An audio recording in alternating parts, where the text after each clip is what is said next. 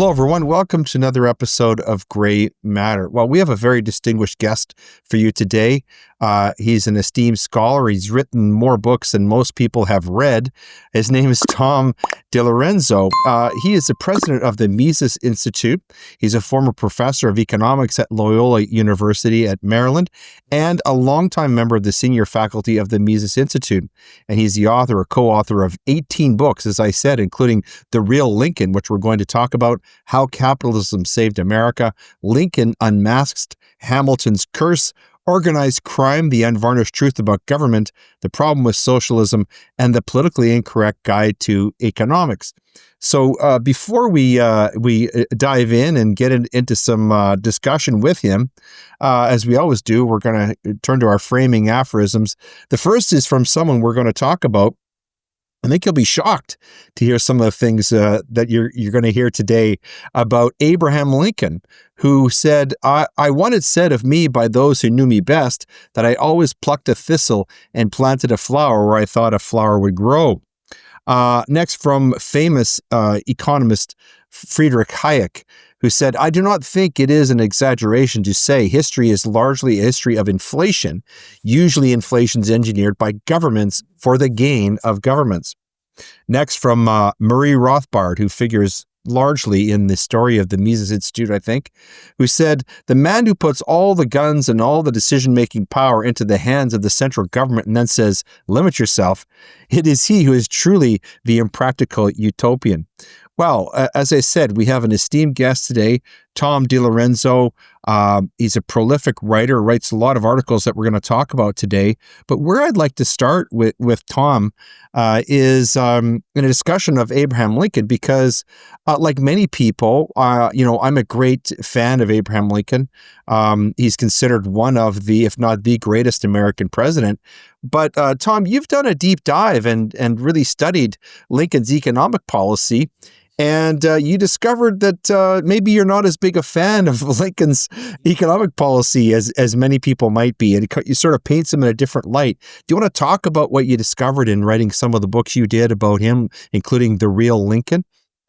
Sure. Yeah, that was my first book, The Real Lincoln. I was a university economics professor for 41 years. So I'm an economist, and I was a Civil War history buff. For years. I just really had a big interest in the Civil War and all the battles and the generals. And I began wondering... Me too.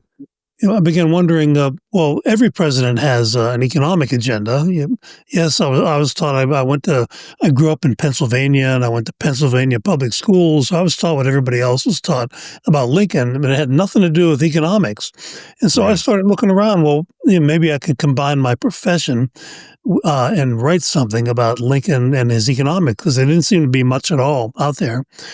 And I discovered that for about 28 years before he became president, he was single-mindedly devoted to the Whig Party and then eventually the Republican Party economic agenda of high protectionist tariffs, what we today call corporate welfare for the railroad corporations and the road-building corporations, and also bringing back a national bank run by politicians. Right. That was the Whig Party agenda. And it made no sense to me that a man would spend 28 years of his political life advocating these things, and then he becomes president, and that those things had nothing whatsoever to do with why he became president.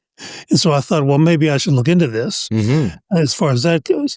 And also, I'm a libertarian, and every president has books and articles criticizing this or that. Some are very praiseworthy, but they still have criticism. Everybody except this one guy. Why? Why is there no criticism at all? There's one politician in American history, and that's why I smelled a rat, basically. And so when you look at, for example, just go out and read Lincoln's first inaugural address, I call it his Slavery Forever speech. Yeah. He's announcing to the world. He says at the beginning, I have no intention of disturbing slavery. You can read all of my past speeches. I've never changed my mind. The Republican Party platform, which I endorse, of 1860, says we have no intention of disturbing Southern slavery.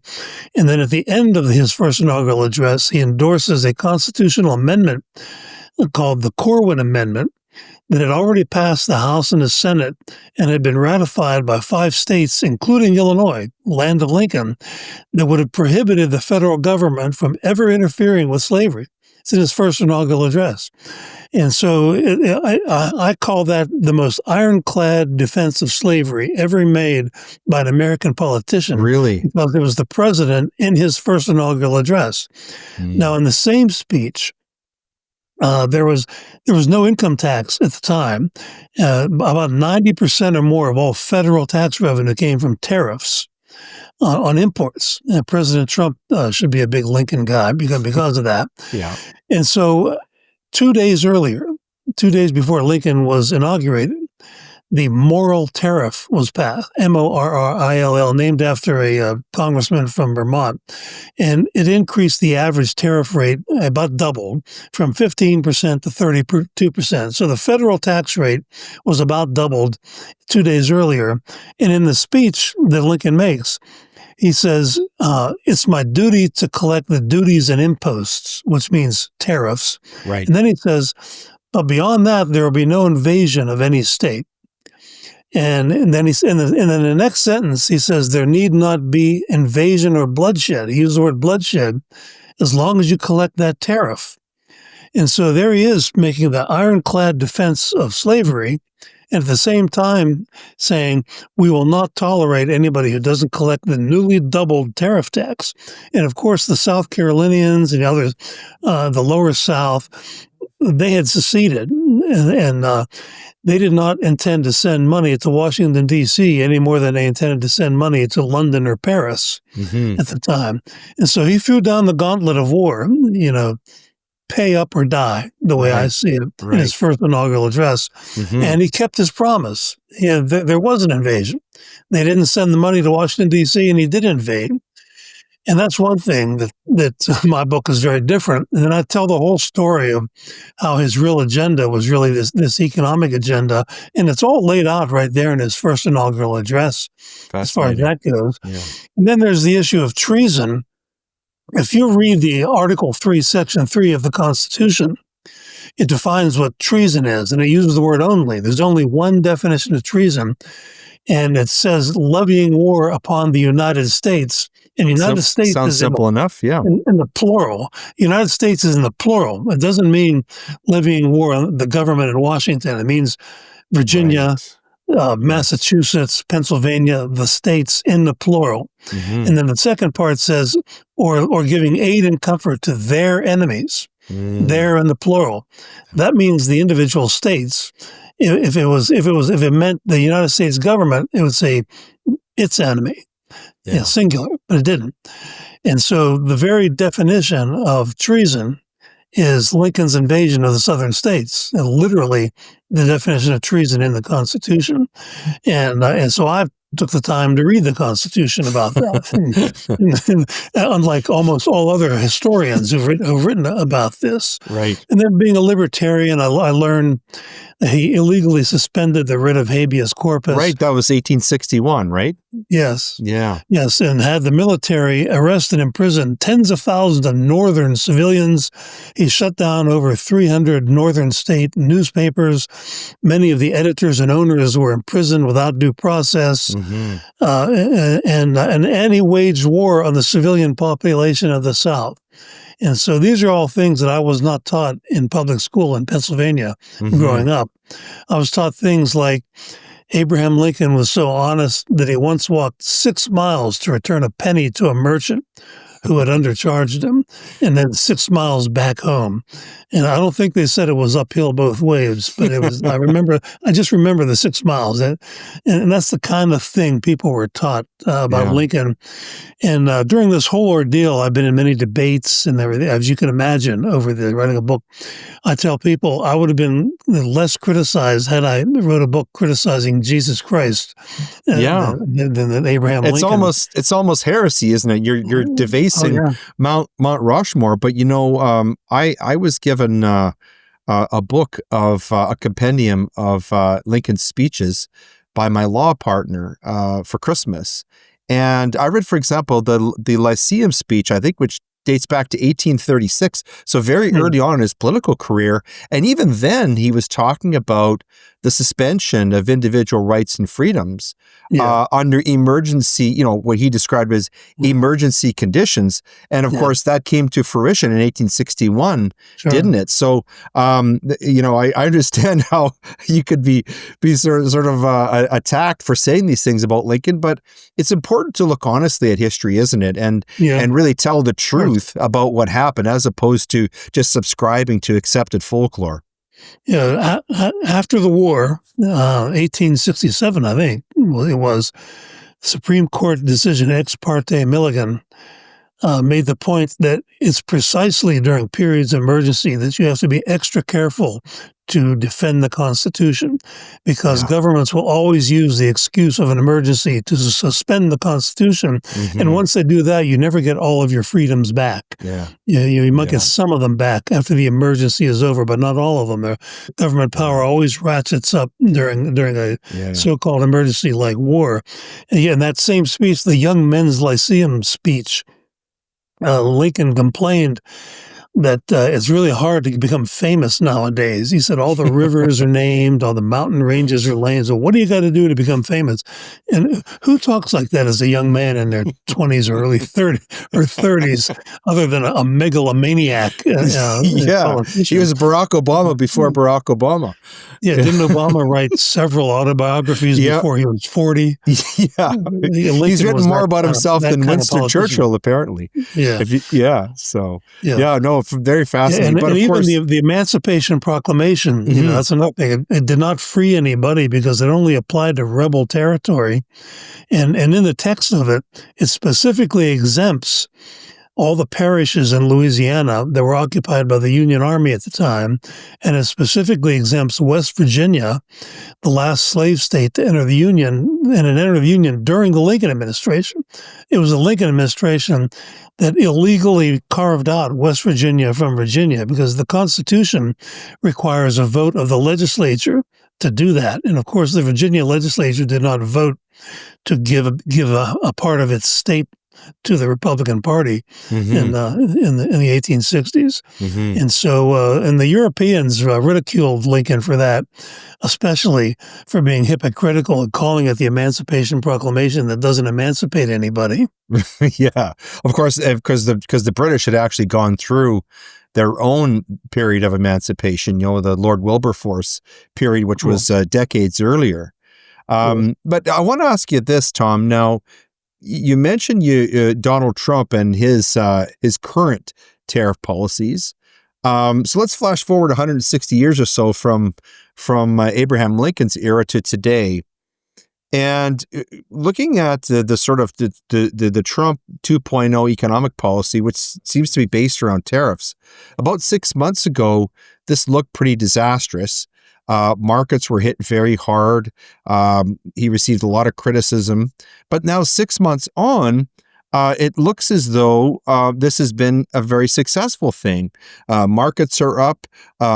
Precious metals are up. I saw Bitcoin reached a new high.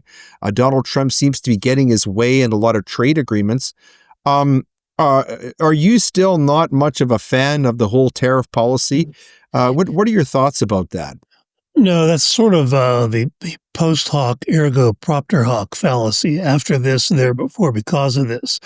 Trump raises some tariffs, we have prosperity, therefore the tariffs cause the prosperity. Right. It's like saying the rooster crows in the morning, the sun comes up after that, therefore the rooster crowing is what causes the sun to come up.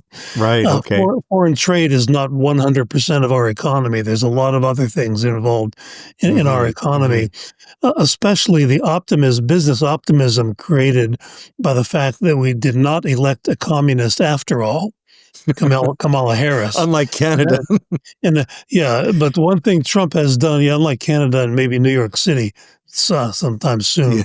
Yes. And so one of the things Trump has done, though, is he created tremendous uncertainty all over the world, business uncertainty, Mm-hmm. because most business people will tell you, just tell us what the tariff rate is going to be. Cut Right. out all the negotiating and then unnegotiating and negotiating again, because they can't plan. How can you plan if you don't know what everything's going to cost Right. next year? Yeah. And that's been bad. It's the fancy word that economists use for that is regime uncertainty. Mm-hmm. It comes from during the Great Depression. There was so much legislation, day after day after day, another law on doing this, another law doing that, all affecting the economy, that investors just sat on their hands, and there was negative net investment during the 30s because of that. I'm not Mm-hmm. saying that's what we have today, but we have some degree of that because of the tariff thing.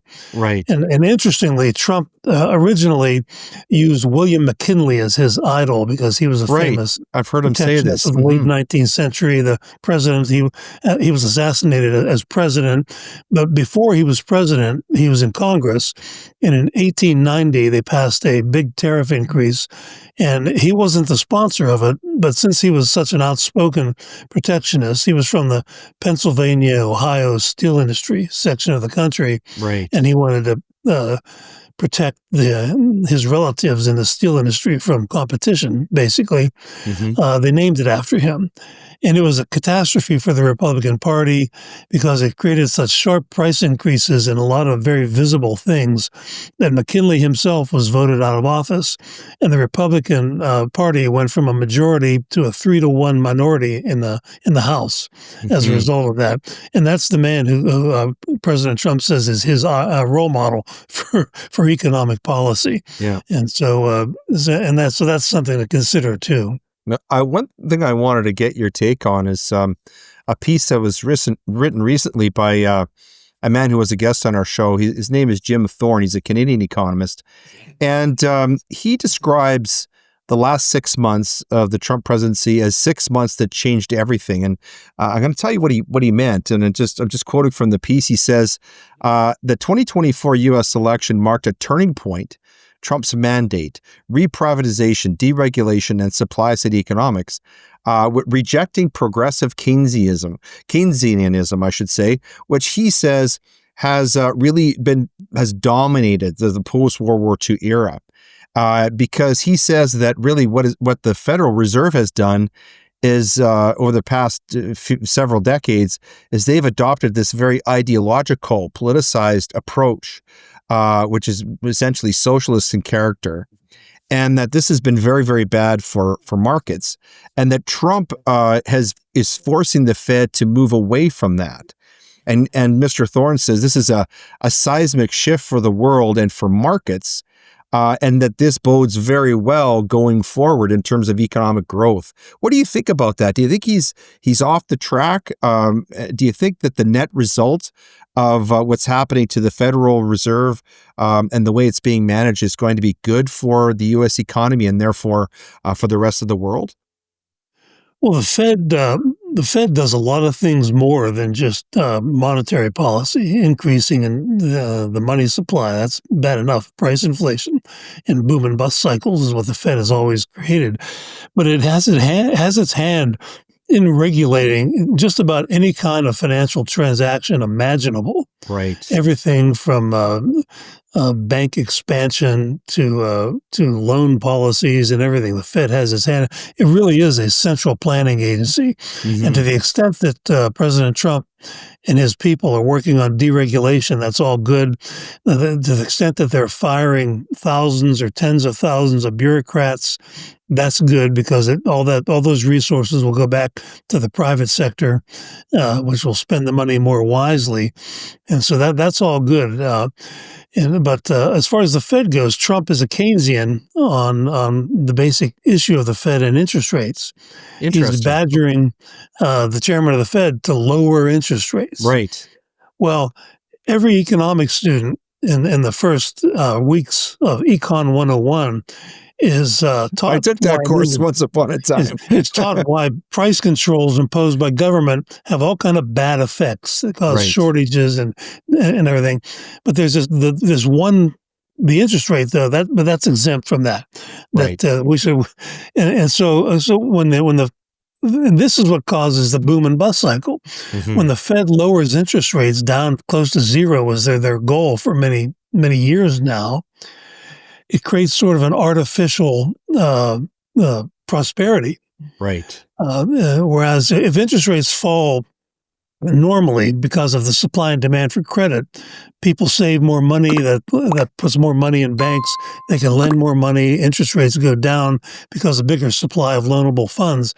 That's different because in the future, people have saved more now, and in the future, they have more to spend. And so that's good. But it's when the Fed artificially just forces, by expanding the money supply, forces down interest rates, that creates sort of an artificial boom, which eventually bursts like it did in 2008. Every decade, we have some sort of calamity like that caused by the Fed. And it's disappointing that President Trump thinks that what we need is more of this. We need to push rates down more. And what about the retired people who don't want to take on stock market risk? They can't earn any interest on their retirement, their lifelong retirement savings. Yeah. So it's sort of like a war on the retired elderly people to force them into taking on risk with their retirement savings, but keeping interest rates so low artificially by the Fed. Right. I've heard inflation described by central banks as kind of a magic trick. That for the central bank, inflation is the ideal magic trick because the public doesn't see inflation as a tax. The magician has presented it as a normal and even necessary condition of a healthy economy. However, the inflation really accomplishes what it does is it devalues the currency through oversupply. Does that sound right? That's part of the insidiousness of it, isn't it? Yeah, economists talk about the inflation tax. And if you have inflation of 3 or 4%, doesn't sound much. But if your employer tells you, well, I'm going to give you a 4% pay cut this year, well, people will be outraged over that. But that's what inflation does. It gives everybody in the country a pay cut.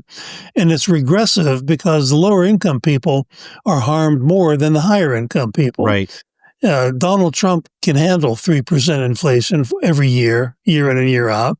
But the people who are on the first step of the economic ladder, 3% this year, 4% next year, 8% the year after that, that's disproportionately harmful to them. And so it's unfair and it's a pay cut. And we should be seeing deflation with all the technology we've got now. We should be seeing deflation. And the only reason we're not is that the Fed pumps so much money into the system that it pumps up demand and that keeps the prices high. And the politicians, of course, love it because they can play Santa Claus. They don't, if the politicians said, well, we're going to send another $100 billion to the Ukrainian dictator, but this time we're going to send every tax-paying family a bill for 20 grand. I think you'd see a lot fewer Ukrainian bumper stickers in your city if they did that. And so inflation, printing money, legalized counterfeiting, essentially, allows them to play Santa Claus and promise us something for nothing. But there's no such thing as something for nothing. Yeah, this sort of reminds me of what Elon Musk recently said about the big, beautiful bill. He said the bill can be big or it can be beautiful, but it can't be both. That's right. Tom, you've written so many books. It was hard to sort of single out 2 or 3 for our reading list, but we've done that. One of the books I wanted to ask you about is How Capitalism Saved America. This is a book that, and here's the description, folks. It says, Tom DiLorenzo has a marvelous analytical talent and a knack for drawing the reader's attention to the material that matters. And this book employs his talent in defense of the whole history of free enterprise in America. And it says here, how long have we waited for a book like this? A very long time. So what made you want to write this particular book, Tom? What drew your interest to this subject? Well, at the time, my publisher was Random House, and I was working with an editor. And there was one of these scandals, I think it was the Enron scandal in corporate America. I remember this. Accounting, funny business. And I think the CFO committed suicide, a really awful thing. And this, believe it or not, my editor was a conservative. And so we got to talking about how, well, the left is going to do what they usually do. They're going to say all capitalism is like, it's all crooked and criminal. And Right. sure enough, a bunch of books were eventually published about that they're all enrons out there. Yeah. And I had a reputation of writing books, a couple of books at that time on economic history in a readable way that can explain issues like this. So we decided, well, let's write a book explaining, well, how capitalism saved America and using historical examples Hmm. and not just theorizing about it. Hmm. And one of the very first chapters is how the Pilgrims saved themselves from starvation. The first Pilgrims, the Right. Mayflower Company, when they came to Jamestown, Virginia, and then Massachusetts later, in both cases, they almost all starved to death because the Mayflower Company, for example, the economic system they created was basically agricultural socialism. They said, okay, you owe us a debt. We took you to the New World and you owe us for that. And most of these people were indentured servants. So they Right. had to work the fields and maybe dig around for minerals and try to find gold and silver, whatever they're doing. Everything would go into a common store. Hmm. And then the Mayflower Company would get its payment, and then everything else would be shared equally by each family. And so the man who worked diligently 60 hours a week was paid the same as the man who napped under a tree 60 hours a week. It didn't take long for the people to figure out that that's not a good system. And so they had more and more people who just didn't want to work. And it was William Bradford, the head of the Mayflower expedition, who figured out property rights is the solution. Give each Mm. family a plot of land, pay your debt to the Mayflower Company, and then everything else you get to keep. So the more you work, the smarter you work, the harder you work. You bring your wife out there into the fields, the better off the family is, the more likely the newborn baby is going to survive, and on and on. And Hmm. that's created the American economy, the property Yes. rights. Hmm. And so I start the book there at the very beginning, and then different aspects of history, how it is that capitalism and capital investment by capitalists has always been the driving force of wage increases Hmm. because it increases productivity. When the tractor was invented, productivity of farming skyrocketed because you didn't have men walking behind horses in a plow. Just think of how much of an improvement in farming that made. And so I tell, historical stories like that throughout the book, all the way up to the present day at the time. Hmm. It's fascinating, when you hear people, criticize capitalism. A recent example was, Tucker Carlson was criticizing a certain American billionaire. I don't want to say his name, so because I don't want to slander him. And Tucker Carlson says, "Well, how does this guy get to have $9 billion?" And then this gentleman went out and he posted a lengthy thread on X describing all the various steps that he had done, starting out at a very working class family, working himself through school, starting several businesses, taking risk, and he described how he's created many tens of thousands of jobs. And so, the real story of capitalism is really the American story. And people don't realize that. They only see sort of the top end. Even if you look at a business like Amazon, and if you just look at Jeff Bezos and his very extravagant marriage and his wedding and so on, but beneath that is an incredible story of how he built that business. And just thinking of all the great things that Amazon has done for the economy in the United States and indeed around the world. And so it's easy to sort of look past that and succumb to the envy. This envy, which is sort of it's the stock and trade of socialism, isn't it? It is. It's one of the 7 deadly sins of the Catholic Church. I Too, remember envy. that. Yes. Yeah. Yeah. And I tell the stories in the so-called robber barons. The Right. John D. Rockefeller's generation. They weren't robbers. They weren't barons. The Rockefeller didn't grow up rich. And one of my favorites is James J. Hill, who was a Canadian who came to America, had one eye. I think his father died when he was 10. He had 10 siblings that he had to help raise. And he's very smart and very hardworking. And he worked his way up to be able to have enough money to go into business with a couple of partners and start up a small railroad in the earlier days of railroading. This is the 1870s, Right. after the Civil War. And he ended up creating the Great Northern Railroad, which competed with the government-subsidized railroads of the day, the Union Pacific and the Central Pacific. He built the best route, the fastest route, the most efficiently built route through the Rockies.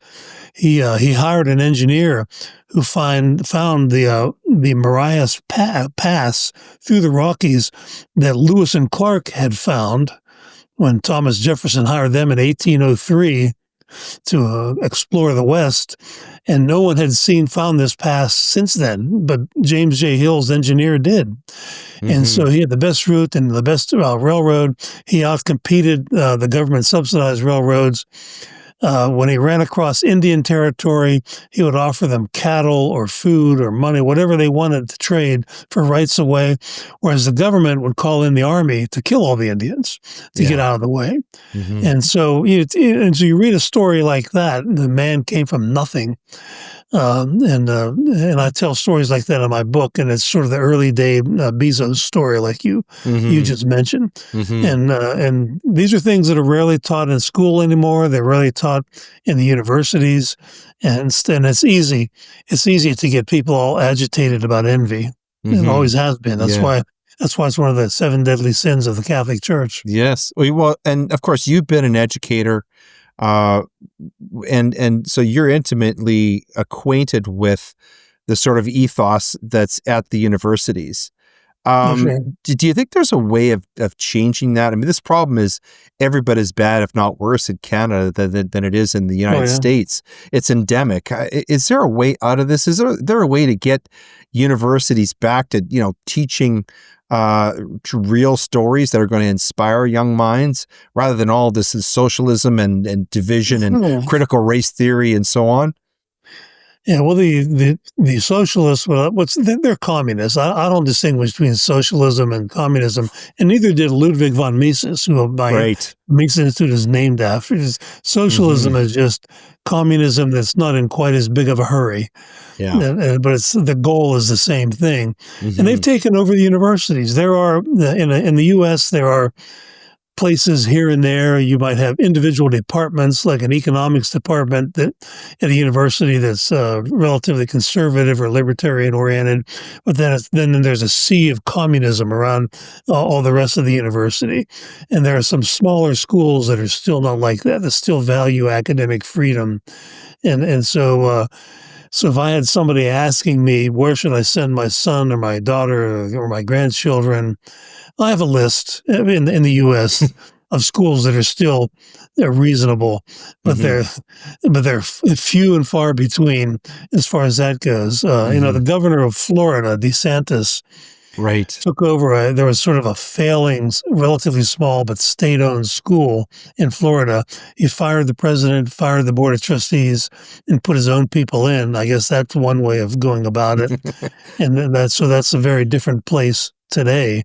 But that's really like a drop in the ocean approach. Doug Casey, who's an acquaintance of mine, a very smart guy, a very successful investor, he has a new book coming out on why you should not go to college, and he asked me to write a blurb for it when it comes out. And so, and for years, I've been telling parents that I know that have kids that age, you need to keep an eye on what your kids are being taught for one thing. Yeah. And if you don't like it, try to find some sort of supplemental way of teaching them, educating them. Otherwise, they'll be wasting their lives with some useless degree, and they're taught basically, how to throw garbage cans through Starbucks windows to protest capitalism, stuff like that, and nothing useful for themselves. Mm-hmm. And so, I don't have any magic potion other than, I could toot my own horn and say the Mises Institute has a great website, Mises.org. You can get a Yes. great economic education for free with our thousands of podcasts and free downloaded books and all that. We still have big, fat, complicated books like Human Action by Ludwig von Mises that are downloaded 30 or 40,000 I just listened to the audio version of that book. Oh, goodness, yeah. It's quite about it's quite 30 a to masterwork. 40,000 times a month, every month, from all around the world. Yeah, he was a very incredibly clear thinking person, wasn't he? And Yes. very visionary in talking about things that were going to come. But I guess a lot of that is based upon a very clear understanding of economics. That's right. Economics is really a way of looking at the world, isn't it? And another one of your books I wanted to talk to you about, where you try and explain this to people, is called Politically Incorrect Guide to Economics. The description here is great. It says, time to wise up. Think economics is the dismal science? No more. Here is the lowdown on the biases, superstitions, and outright falsehoods that permeate and corrupt economics and economic policy. So this was a book, it looks like, I haven't read this one yet. It looks like what you were trying to do is get people thinking in terms of economics, seeing the world through the eyes of economics, because that is more and more a very important lens through which to view what's happening in our world, isn't it? It is, and the way economics is taught in the universities is almost useless, because the PhD economists are so infatuated with mathematics, even though very few of them are mathematicians. They should have no business in teaching mathematics to anybody, but they think they are. They think they know enough because they took a few courses in calculus to be a mathematician. And so you take, if all you've taken is a couple of courses in your college career, it's like a blur of mathematics and graphs, and but we don't do that at the Mises Institute and the Austrian School of Economics. And we mentioned Mises himself. And there's a great literary tradition, and you can learn a great deal. There's nothing wrong with mathematics. It can be useful, but it's just way overdone in the economics profession. The statistics can be useful also. We don't disavow all that, but English should not be forgotten either. And so you can learn a lot about and be a good citizen, and what a lot of what we do is what Murray Rothbard called de-bamboozling, because the state and its special interest groups are always trying to convince us that stealing our money from us is in our self-interest. Is in our best interest. Right. And so if you understand a little bit of economics, you don't have to go to school, you don't have to get a degree, you at least understand that you're being ripped off. And that's the first step to being ripped off less in the future than you are today. Now, you describe yourself as a libertarian. And on the Mises website, people should check that website out, by the way. It really is a treasure trove. But you've written some recent pieces. One of them is called "To Make America Free Again." And you say, if we really want America to be great, it must first be free. What do you mean by that? And how does that tie into your understanding of what libertarianism is all about? Well, there are different definitions of libertarianism, but the Make America Great Again business, there are different definitions of it. Right. After the collapse of communism in the late 80s and early 90s, Bill Kristol and some of the so-called neoconservatives started calling themselves national greatness conservatives. Greatness. And so this was long before Trump came around. Right. And they wanted to do things like build a tunnel under the Atlantic Ocean all the way with government money all the way to Europe. They wanted to become the world's hegemon and invade countries all over the planet, mostly in the Middle East, that did not behave the way we want them to behave.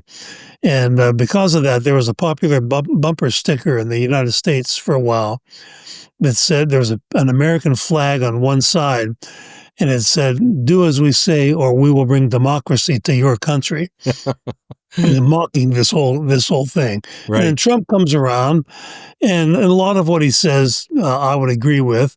But annexing Canada and its 35 million self-described socialists would Yeah. not make America great.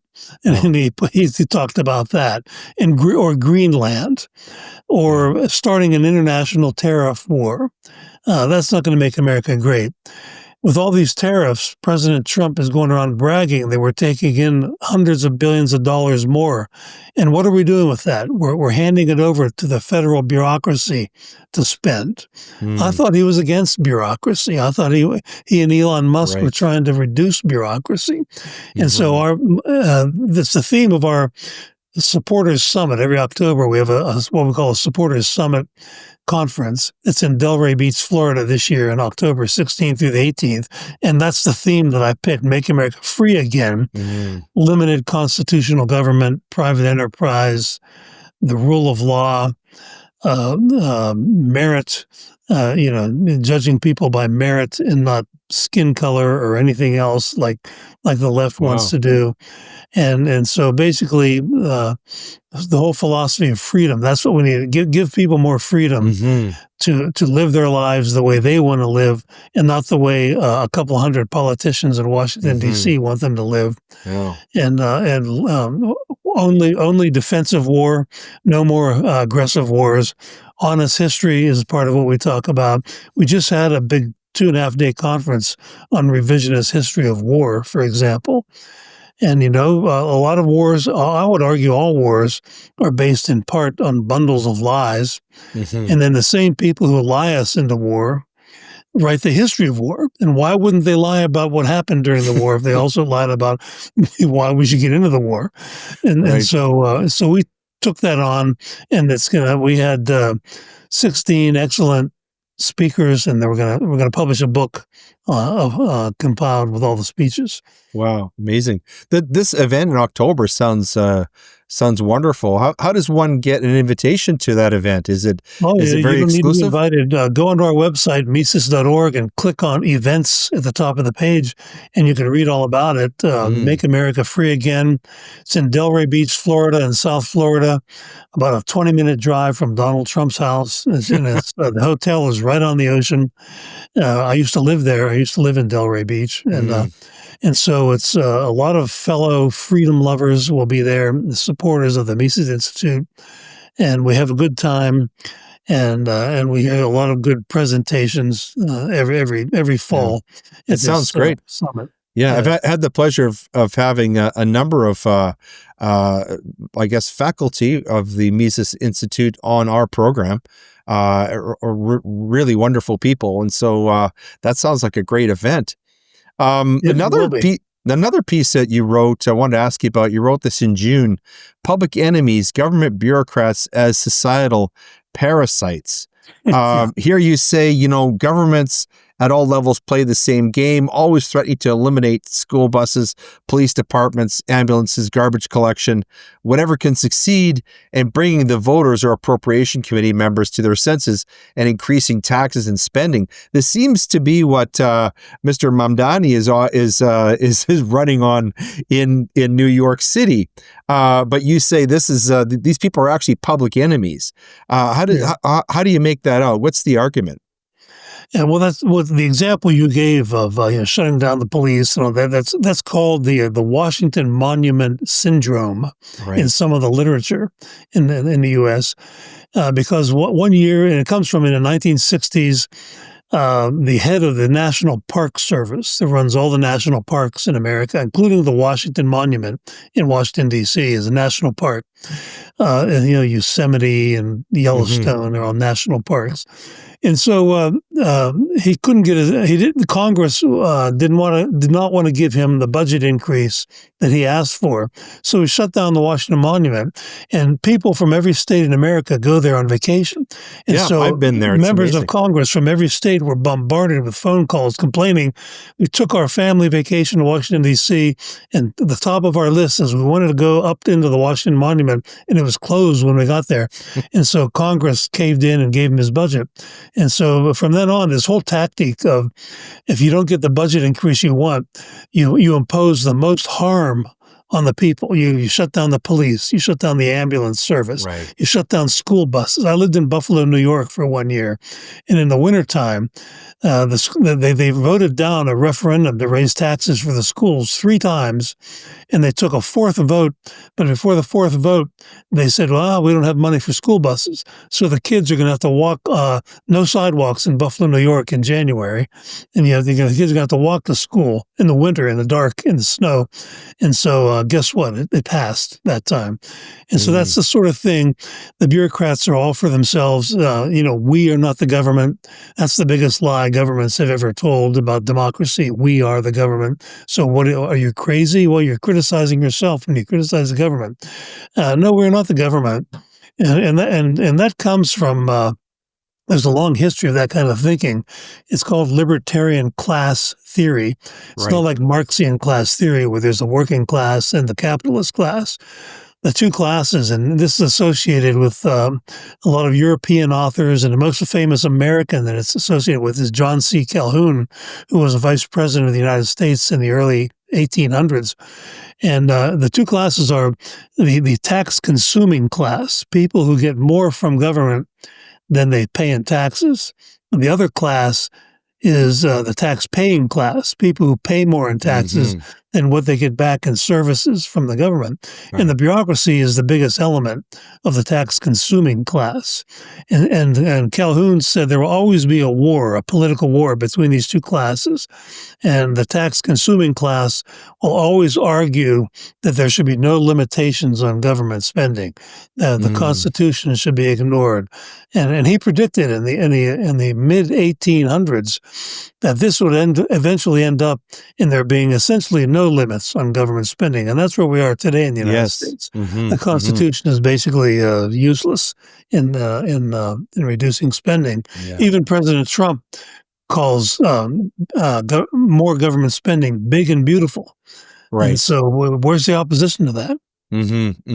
But the long-term consequences of that are really inescapable, aren't they? I mean, at some point, there's going to be a reckoning for all this yes. spending and all this debt. And yeah. What do you think that's going to look like? Well, I think eventually what will happen is we'll see secession, where I think it'll happen. It's kind of a dirty word in America because of the sainthood that it was granted to Abraham Lincoln for it always comes back to Lincoln for you, doesn't it, Tom? For basically murdering 350,000 fellow citizens who believed that the Union was voluntary, that the American Union was not like the Soviet Union. It was the American Union. But that all changed in 1865, where our Union became much more like the future Soviet Union, held together by violence, rather than the voluntary American Union. And it always does come back to Lincoln. That's one of the reasons I wrote these books is it's the Lincoln myth is the ideological cornerstone of American statism. Lincoln was deified, and that led to the deification of the state. And when Americans who are offended by criticisms of Lincoln are offended because they equate themselves with the holiness, in quotation marks, holiness of what some people call Father Abraham. Right. Some of the neoconservatives who are known as Straussians because they're followers of the late Leo Strauss, who was a right-wing philosopher. They refer to Lincoln as Father Abraham, and so literally deifying him. Right. And I was in a debate with one of them, Harry Jaffa, sort of the leader of this cult, years ago in Oakland, California. And someone asked him in the Q&A session, do you think Lincoln's speeches are actually the word of God? And he said, yes. So how Harry Jaffa knew what was in God's mind was never explained, or how Abraham Lincoln, an atheist, by the way, also was, God's the tool in the world. And they never try to explain that. Wow. I did not know Lincoln was an atheist. It's hard to tell that from his his wife. Yeah. According to his wife, his law partner, his private security guard, Ward Layman, in the White House, according to the 23 ministers in Springfield, Illinois, who opposed him when he announced he was running for president, he was never a believer. He wrote a book as a young man, arguing with Scripture, and he was a famous dirty joke teller. And so, it's not a secret that Abraham Lincoln was not a believer. When Doris Kearns Goodwin wrote a book called Team of Rivals about Lincoln, this was after she was kicked off the Pulitzer Prize Committee and kicked off of public television because she confessed to plagiarism in one of her books. And this was how she resurrected her profession, I guess. She got a big contract from Simon & Schuster to write a book about Father Abraham. And then she's back on TV telling Americans who they should vote for president. But even she said this in one passage. She said, poor Abraham Lincoln, he suffered so much, and he'll also suffer because he didn't believe in an afterlife, and so that'll cause him to suffer even more. She said in his book. That's how historians sort of twist reality going on. I would look at this and say, well, we've been lied to. He wasn't, because there are all these books have been written with titles like Redeemer President. Right. And pretending he was a holy man, that he's in this image of him on his knees praying 12 hours a day in the White House when he's president. And that's just baloney.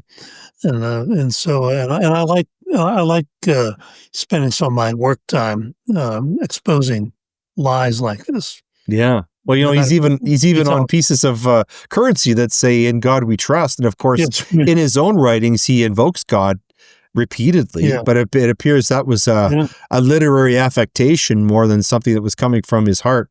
Folks, we're talking with. He understood the Bible. He read the Bible, but he used it for political purposes. Oh yeah, but that was more typical of his age, wasn't it? Knowledge of the Bible.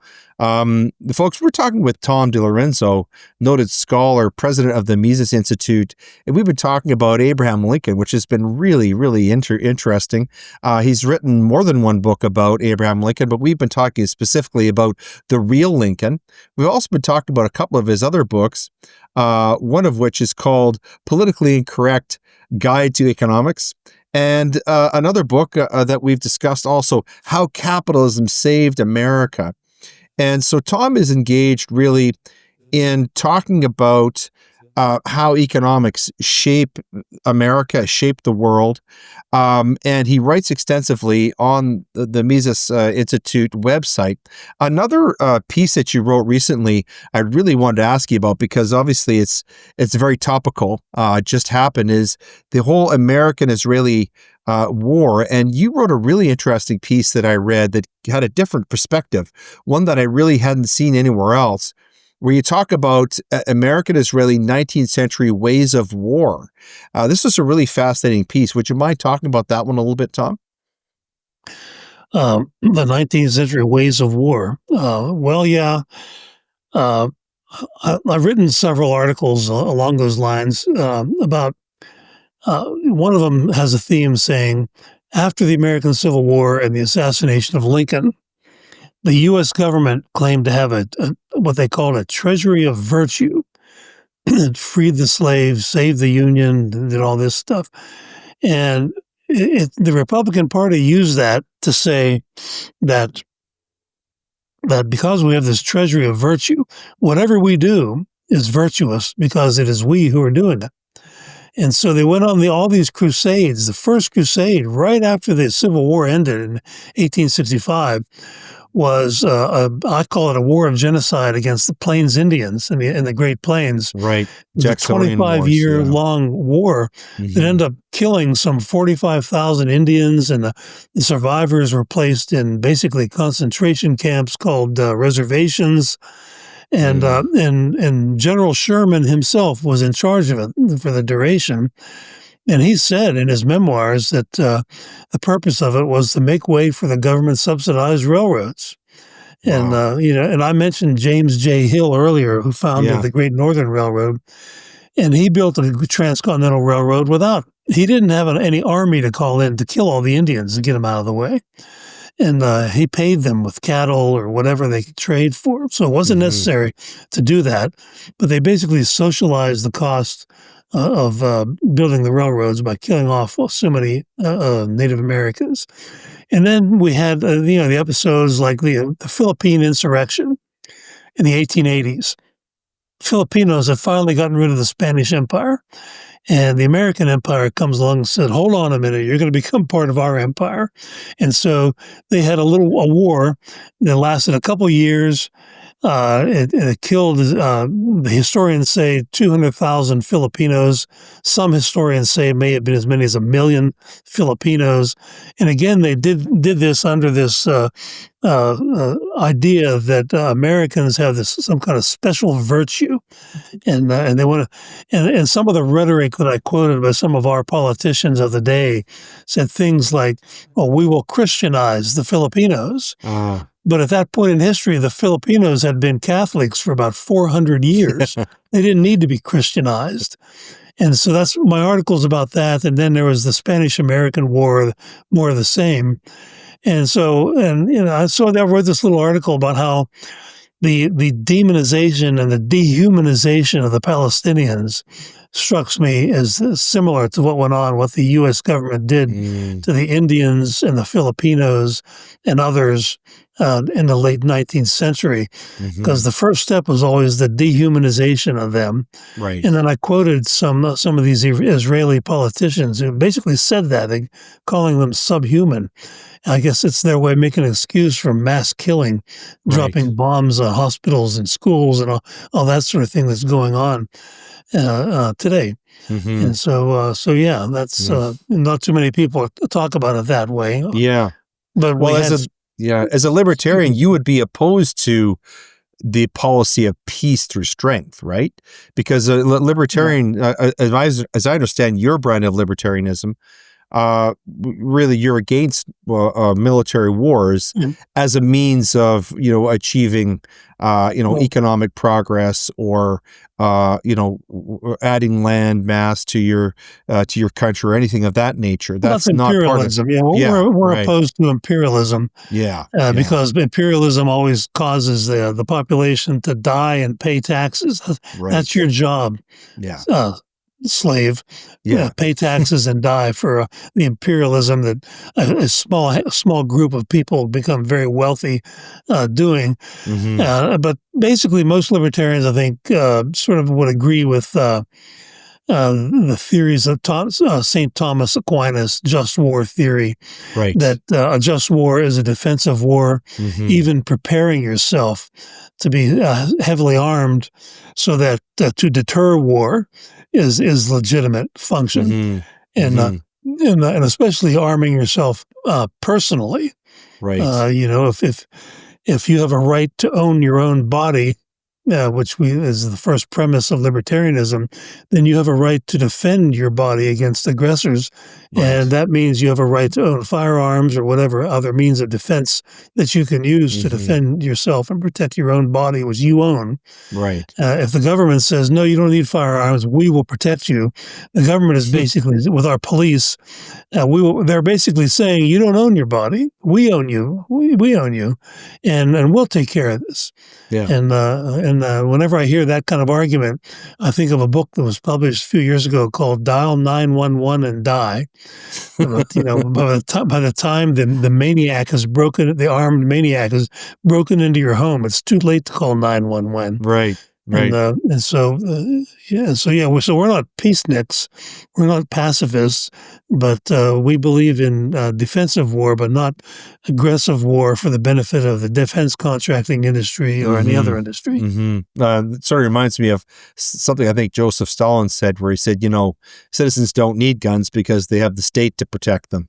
We all know how that turned out. Tell the Ukrainians of his day about that. Yeah, exactly. And, of course, wars also have become a very convenient way for governments to expand themselves as well, which you talk about a lot in your books. The expanding state And it sort of reminds me of another book I read by Albert Nock called Our Enemy, the State, and how wars achieve that effect. Well, folks, we've been speaking with Tom DiLorenzo, brilliant economist and thinker and author, many times author, over 18 books he's written now or co-authored, and he still publishes often on the Mises Institute website. And it's been our great pleasure to talk with him and to talk about his books. Tom, I want to thank you so much for being our special guest. And thank you for your books and all of the incredible work that the Mises Institute is doing. And we're very grateful. And if people want to learn more about you, find out more about your writing and all of the incredible work that the Mises Institute is doing, where should they go? What's the best place to find you and other authors like you? Well, you go to our website, Mises.org. That's M as in mother, MISES.org. I'm also a columnist for LewRockwell.com. Lew Rockwell is the founder of the Mises Institute, and this is his website. LEW is man's name. And I have hundreds of articles on there. Or you could check out my Amazon page that lists some of my books, not all of them, but some of them. That'd be the best way to do it. Well, we'll provide all those links. And folks, I hope that you have enjoyed this talk with Tom. And please check out his books and provide us with your comments. Let us know what you thought of this conversation. We love to hear from you. Thanks again, Tom, for being our special guest. And thanks to all of you for tuning in to watch or listen to this episode of Gray Matter. Thank you for having me.